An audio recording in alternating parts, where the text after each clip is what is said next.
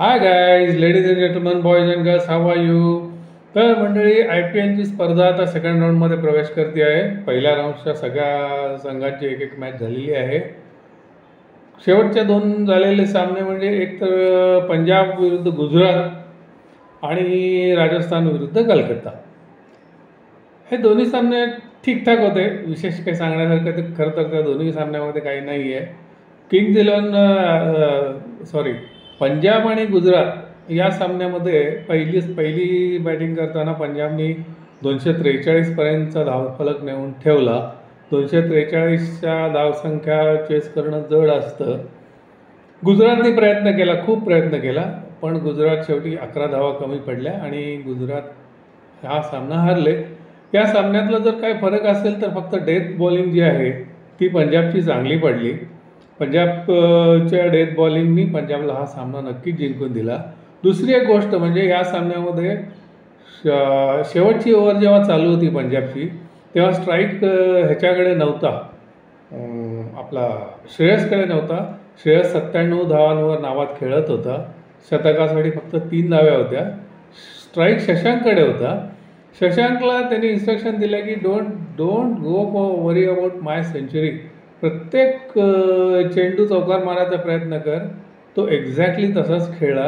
ह्याला स्ट्राईक मिळाला नाही अजिबात. शेवटच्या षटकात 23 धावा निघाल्या आणि 243पर्यंत धावा गेल्या आणि हा सामना पंजाब जिंकलं. पण आता बघा, पंजाब जे जिंकले तर हा जो सामना जिंकला तो केवळ 11 धावांनी जिंकला आहे. गुजरातनी पण 232पर्यंत मजल मारलेली होती. त्यामुळे जर हा स्टँड श्रेयसने घेतला नसता आणि सेंचुरीसाठी गेला असता तर काय झालं असतं माहिती नाही.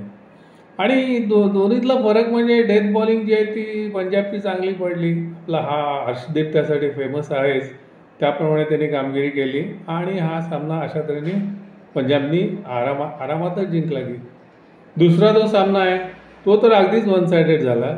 राजस्थान रॉयलचा काहीही प्रभाव पडला नाही. राजस्थान रॉयल 21 ओव्हरमध्ये 151पर्यंतच मजल मारू शकले. आता 151 हा काही वर्षापूर्वी T20मध्ये रिजनेबल स्कोअर होता. सध्या 151ची मॅच लो स्कोअरिंगच समजली जाते. मग भले पिच किती डिफिकल्ट असू दे, हाणामारी करून त्याच्यापेक्षा थोड्या जास्त धावा अपेक्षित असतातच. त्या 151 ज्या धावा होत्या त्या कर्नाटक आपल्या कलकत्त्याने आरामात चेस केल्या. राजस्थान रॉयलची बॅटिंग आज अगदी कोलॅप्सच झाली. राजस्थान रॉयलचे हायेस्ट स्कोअर बघा 30 फक्त जुरेलचा आहे. बाकी कोणीही चांगलं खेळू शकलं नाही. वेअरॅज चेस करताना ह्यांनी अगदी आरामात चेस केले. क्विंटन डिकॉक जो आज पहिल्या सामन्यात फेल गेला होता त्याची भरपाई त्यांनी केली. 97 धावांवर नाबाद राहिला आणि हा सामना त्यांनी आरामात जिंकून दिला. तर मंडळी, आत्तापर्यंत जे काही सामने झाले त्या सामन्यांमधले काही गमतीदार गोष्टी अशा की गेला आठवडा हा 97चा होता. 97चे 3 इव्हेंट झाले गेल्या आठवड्यामध्ये. पहिला इव्हेंट म्हणजे आंतरराष्ट्रीय सामन्यातला पाकिस्तान विरुद्ध न्यूझीलंड. पाकिस्तानची टीम सध्या अगदीच म्हणजे बिलो पार आहे, खूप खालच्या दर्जाची आहे. त्यामुळे ते न्यूझीलंडचे बी काय सी टीम असली असते तरी न्यूझीलंड हरवणारे माहिती होतंच. एक सामना बाय फ्लूक ते जिंकले. तर मी ज्या सामन्याचं हे करतोय, रेफरन्स देतोय, त्या सामन्यामध्ये सायफर्टनी 97 धावा काढल्या, नाबाद राहिला आणि सामना हा न्यूझीलंडनी जिंकला. तसंच दुसरा एक 97 म्हणजे मग आत्ताच सांगितल्याप्रमाणे पंजाब विरुद्ध गुजरातमधले श्रेयसचे 97. आणखीन एक कालच्या सामन्यामध्ये क्विंटन डिकॉकचे 97 हा आकडा सामना जिंकणाऱ्या संघाला गेल्या आठवड्यात फेवरेबल होता. पण विचार करा, दिवस असे येत होता की स्वतःच्या सेंचुरीसाठी कोणीही जात नाही, संघाचा विजय महत्त्वाचा आहे. सायफर्ट, श्रेयस, त्यानंतर कालच्या सामन्यामध्ये डिकॉक.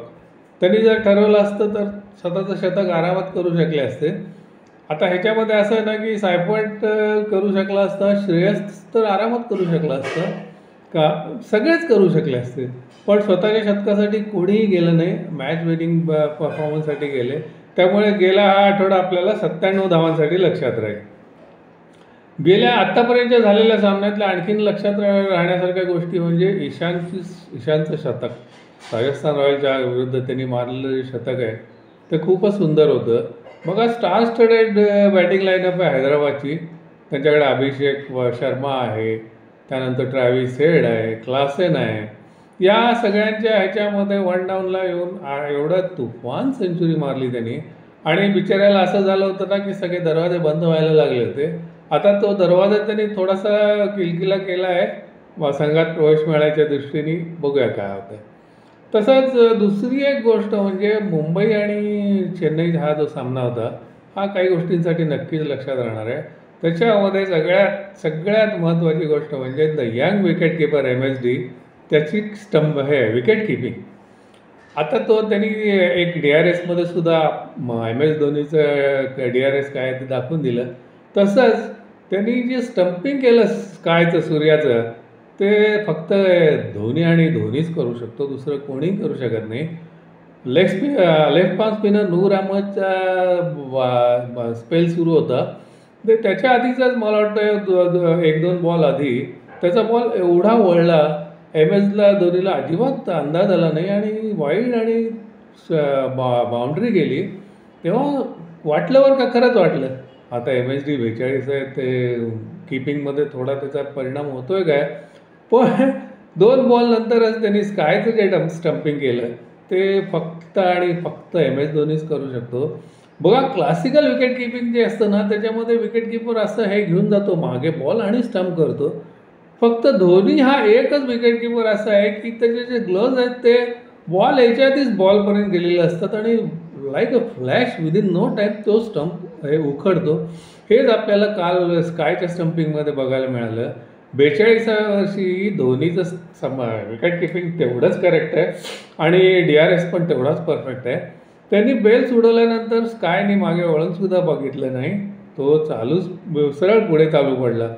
याच सामन्यामध्ये आणखीन एक लक्षात राहण्यासारखी गोष्ट म्हणजे मुंबई इंडियन्सकडून खेळलेला विघ्नेश पुत्तूर हा लेफ्ट पाम स्पिनर तो केरळकडूनही खेळलेला नाही आहे. तो मुंबई इंडियन्सचा हे होता म्हणजे नेट बॉलर होता. मुंबई इंडियन्स असे बरोबर हेरतात त्याला आणि खेळवतात. त्याचा दिवस होता. त्यांनी 3 विकेट्स काढल्या. अतिशय सुंदर गोलंदाजी टाकली त्यांनी. तसा तो अगदी यंग पण नाही आहे, 24 वर्षाचा आहे. पण एक चांगला बॉलर निश्चित उदयाला आलेला आहे असं म्हणायला हवं. तर हे झालं आजपर्यंतचं. आजचा एक महत्त्वाचा सामना आहे मंडळी. आजचा जो सामना आहे तो आहे हैदराबाद आणि लखनौ. हे दोन्ही संघ चांगले आहेत. आजपर्यंतचं जे रेकॉर्ड पाहायला गेलं तर ते थोडंसं लखनौच्या फेवरमध्ये आहे. पण आताचा हा भरात असलेला जो संघ आहे हैदराबादचा त्याला हरवणं ही काही अजिबात सोपी गोष्ट नाही आहे. त्यामुळे पारडं जड हैदराबादचंच असेल. आता इथे एक असं सांगावंसं वाटतं ना की प्रतिस्पर्धी संघाने जर टॉस जिंकला तर हैदराबादला पिच कसंही असू दे हैदराबादला प्रथम फलंदाजी देण्याची चूक अजिबात करू नये. तसं जर झालं तर हैदराबाद पहिली बॅटिंग करताना पहिल्या पॉवर प्लेमध्ये समोरच्या संघाला सामन्याबाहेर नक्की काढू शकते. तेवढी क्षमता त्यांच्याकडे आहे. अभिषेक शर्मा आहे, हेड आहे, त्यानंतर आपला आता सध्या नवीन भरात असलेला ईशान किशन आहे, त्यानंतर क्लासेन आहे. त्यामुळे मला तरी असं वाटतं की संघाने जर कुठल्या समोरचा जर टॉस जिंकला तर पहिल्यांदा आपणच बॅटिंग घ्यावी, जास्तीत जास्त स्कोअर करायचा प्रयत्न करावा आणि कदाचित त्या प्रेशरखाली आले तरच हैदराबादची फलंदाजी थोडीशी ढेपाळू शकते. आता हैदराबादचं खरं बलस्थान आहे ते अभिषेक, त्यानंतर हेड, ईशान, क्लासेन याच्यासारखे जबरदस्त फलंदाज. पण बघा आता इकडे लखनौ जे आहे लखनौकडे सुद्धा मिशेल मार्श, त्यानंतर विशेषतः निकोलस पुरन, त्यानंतर रिषभ पंत, मिलर हे असे तगडे फलंदाज आहेत. त्यामुळे पहिली फलंदाजी करून यांनी त्याचा फायदा उठवला तर मोठं आव्हान देऊ शकतं लखनौ हैदराबादला, नाही असं नाही. आता दुसरं असं आहे की मेन जे राहणार आहे ना हा खरा जो संघर्ष राहणार आहे या मॅचचा तो हैदराबादची बॅटिंग आणि लखनौची बॉलिंग याच्यातच राहणार आहे. दुर्दैवाने असं झालेलं आहे ना की लखनौचे जे मेन बॉलर आहेत मयंक यादव आणि आकाशदीप दोघेही इंजर्ड आहेत. त्यामुळे आता लखनौची जी भिस्त असेल ती विशेष करून बिश्नोईला साथ द्यायला शार्दूल ठाकूर शार्दूल ठाकूरनी पहिल्या स्पेलमध्ये जर मागच्या सामन्यासारखी कमाल केली आणि हे जे आपले सुरुवातीचे अभिषेक, हेड, ईशान क्लासेन यापैकी 1-2 विकेट जर झटपट काढल्या तर सामन्याला नक्कीच कलाटणी मिळू शकते.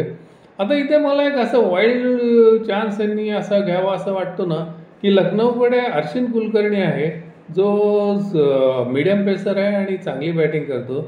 बघा T20 काय किंवा व्हाईट बॉल काय किंवा इव्हन टेस्ट मॅच क्रिकेट काय, मीडियम पेसर ऑलराऊंडर जो असतो तो खूप मोठी भूमिका निभावू शकतो. त्यामुळे आता कसं आहे, ह्याची जी हैदराबादची जी बॅटिंग आहे तिला आउट ऑफ द बॉक्स जाऊनच थोडंसं विचार केला पाहिजे आणि हे नवीन हे वापरून बघतील का, शक्यता खूपच कमी वाटते आहे. पण काही सांगता येत नाही, काही होऊ शकतं. तर मंडळी, अशा रीतीने हा अतिशय सुंदर चाललेला जो IPLचा स्पर्धा आहे त्या स्पर्धेमध्ये एक महत्त्वाची सामना आहे. आजच्या सामन्याच्या दृष्टीने सांगण्यासारख्या ज्या गोष्टी होत्या त्याच्यामध्ये आता ह्याची बॅटिंग, हैदराबादची बॅटिंग आणि ह्याची बॉलिंग लखनौची, त्याच्याचबरोबर मला वाटतं विशेष उल्लेख म्हणजे करावा लागेल तर निकोलस पुरनचा, त्याची बॅटिंग आणि त्याला जर पंत आणि मिलरने साथ दिली तर एक टफ फाईट असलेला सामना आपल्याला बघायला मिळू शकतो. अदरवाईज तुम्हाला माहीतच आहे, गेल्या वर्षी याच ग्राउंडवरती हैदराबादने 165 धावांचं आव्हान फक्त 10 ओव्हरमध्ये चेस केलं होतं. त्यामुळे हैदराबादची खेळताना एकदम आउट ऑफ द स्किन जाऊनच खेळलं पाहिजे आणि बिंदास खेळलं पाहिजे. तसा खेळ आज लखनौ करेल आणि एक चुरशीचा सामना बघायला मिळेल असं वाटतं. तर मंडळी बघा, सबस्क्राईब करा असं वाटलं तर करा, बघावं असं वाटलं तर बघा, तुमची मर्जी. बरं आहे, तर मग भेटूया संध्याकाळच्या सामन्यामध्ये. Till then, bye.